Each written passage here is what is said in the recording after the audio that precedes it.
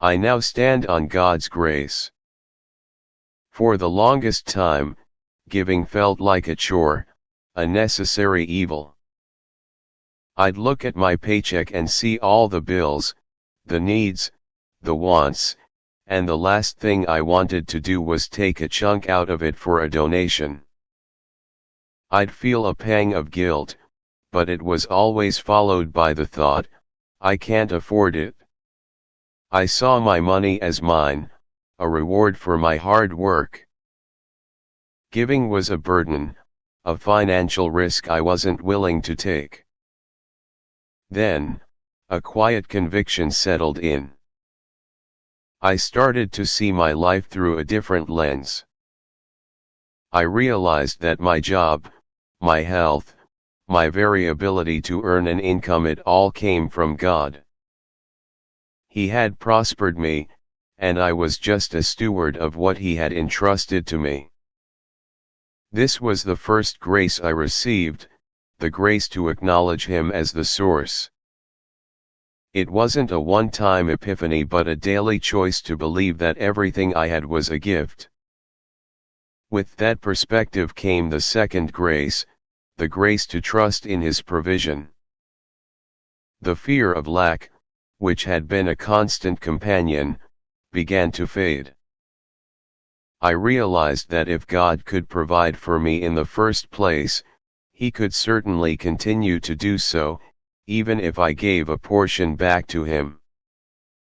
I started to practice systematic giving, setting aside a portion of my income on the first day of the week. It was an act of faith, a tangible way of saying, I trust You, Lord, more than I trust my own bank account. It transformed giving from a last-minute, anxious decision into a joyful act of worship. But my challenges weren't just financial.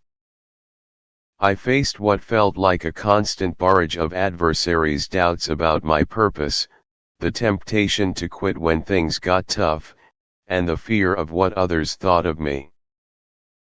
I had always tried to handle these things with my own willpower, and I always failed. I was weak and easily swayed. I received the grace of steadfastness when I finally admitted my own vulnerability. I stopped trying to be strong on my own. I started praying, specifically and consistently, for the power to stand firm. I would tell God, I can't do this. I need Your strength.